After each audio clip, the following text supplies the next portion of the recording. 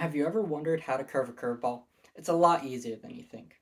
Curving ball really makes things more fun, interesting, and may make other people jealous, which is always a good plus. I've been bowling ever since I was a little kid. I used to bowl straight until I joined the bowling team at my high school. I learned how to curve fairly quickly, but it takes a lot of practice to know where your ball will go and where to throw it. My senior year, I was actually a co-captain on the bowling team, and trust me, anyone can learn how to curve a ball. It's very easy. First things first, you're gonna need a ball. A house ball at a bowling alley is usually fine. Most house balls are plastic though, which means they're meant for straight throwers. So you can do it, but it's a lot harder than with a custom ball. A custom ball allows a lot of variety and customization. You can get different finger grips, such as fingertips and full finger grips, which I personally use fingertips because it's a lot easier for a curve baller to get the curve out of there, which I'll explain later.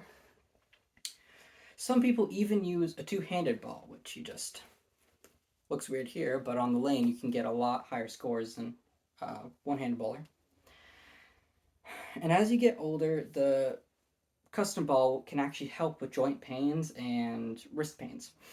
Because as you get older, if it doesn't fit you properly, everything just starts to rub against each other and hurt a lot. The first thing you actually want to do when you go bowling is obviously your walk up. Got to get to the lane somehow. You should always start with your non-dominant foot on the dot. You want to make sure that your dominant foot's on the dot and you end with your non-dominant foot next to the foul line. The foul line is the solid black line crossing the lane that when you cross it, it nullifies your score, which is never good, so make sure you do not do that. The next step is your swing. Whenever you go to swing and you come back, you want to make sure you tuck your hand into your wrist as much as you can.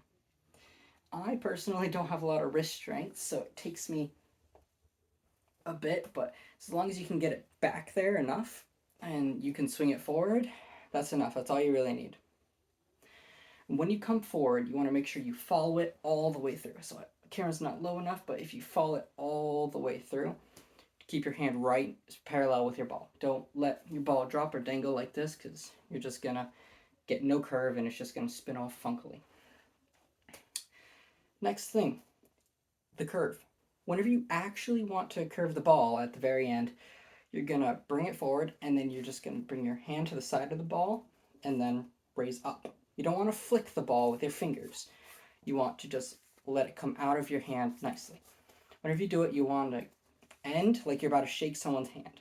Just reach out and try and shake someone's hand out there. And whenever you do that, you want to make sure you finish and you want to follow all the way through as far as you can so that you get a nice straight curveball. Ironic. And you can think of this as like you're throwing football, but upside down. As you bring it out and you spin it, it's kind of just like throwing a spiral ball, but underhand. It's quite easy. A really good way to practice this though is if you just sit on the floor and you just push it out from you and curve it, like if you were just to curve it on the lane. It's a really good way to practice it. Now you actually need to aim the ball before you throw it, which you don't want it to go into your friend's gutter. That'd suck.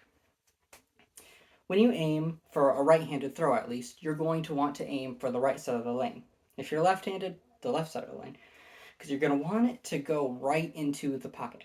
The pocket is the the spot in between the first pin and the second pin, or the first pin and the right pin, or if you're left-handed, the first pin and the left pin. And me personally, to get my ball into that spot, I always aim for in between the first arrow and the second arrow. And arrows are typically counted right to left, right starting on 1 and ending on 7 on the very far left. And that's usually just about what you need to know to curve a ball. There's just a few key things you need to remember. Make sure keep your ball hooked in the back, and whenever you do your swing through, you want to make sure you go and shake someone's hand. And that's just about it that you need to know for curving your own bowling ball.